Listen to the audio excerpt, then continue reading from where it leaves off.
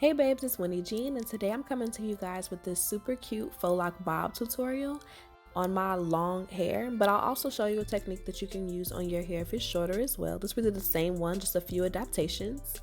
So to start off, I'm sectioning my hair out using my finger. You know I don't like perfect parts. If you're new here, make sure to subscribe for lots of cute little faux loc videos or whatever. Now once I have my first section parted out, I'm going to just put the rest in a ponytail and we're going to start to moisturize, because when you do faux locs, that's super important.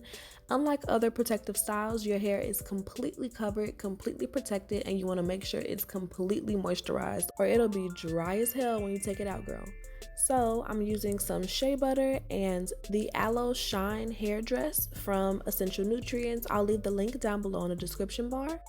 And the hair that I'm using today, I'm testing out for the website Shop Freelocks, my company, and it's this very textured curly hair. It kind of resembles the water wave texture, but it just has a bit more kink to it, so it's really good for like protective styles, and I'm hella excited. So I'm taking one piece and I'm kind of just getting it prepped and fluffed out for the faux locs, and I'm gonna use this piece to braid into the roots of my hair. And I like to leave quite a bit of slack in the roots, and you'll see why later. So I kind of tug and make sure that it's not too tight at all. You want this braid to be very comfortable, and then I just braid it down about 1 to 2 inches, just enough for it to be secure, but you don't want to braid it all the way to the end because that is a waste of time, girl. So I flipped out another piece and I'm going to crochet this piece through the root of my hair, and this is what I'm going to use to wrap it. I find that using a curly texture of hair gives you lots of texture, but it also allows for a bit of shine,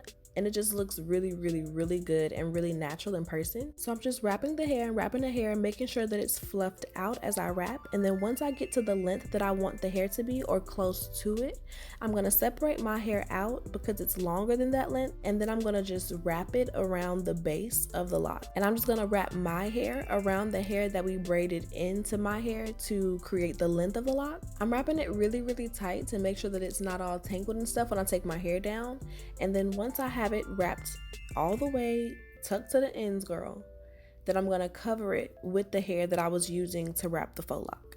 I hope this is making sense. If it's not making sense, just comment down below and I'll do another in-depth video, but it's really simple.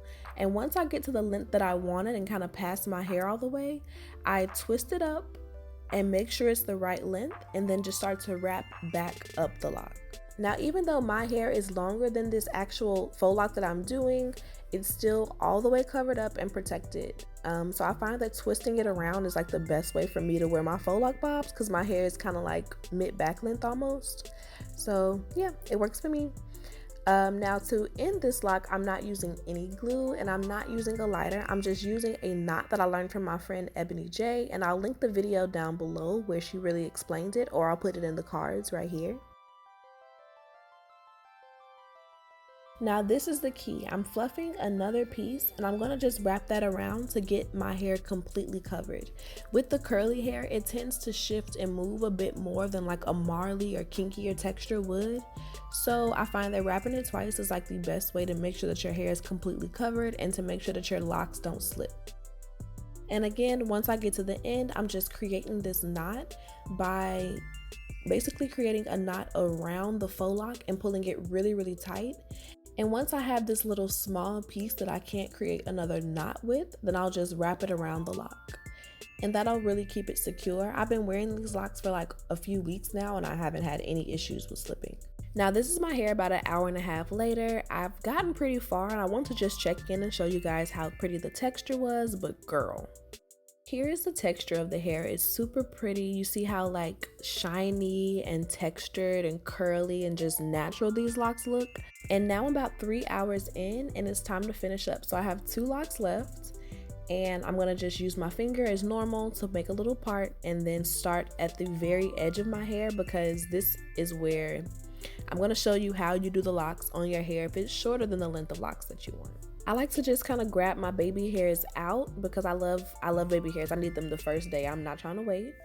And then for the rest of my hair, I put a bit of edge control on the roots just to keep everything nice and secure and tidy. And now I'm just going to braid in my piece of curly hair.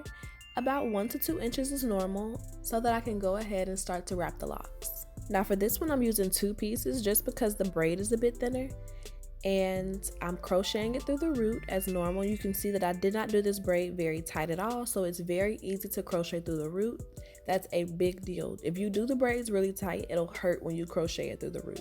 I leave about 3 to 4 inches of an overlap and then just start wrapping and not singing, because child, that is not my specialty.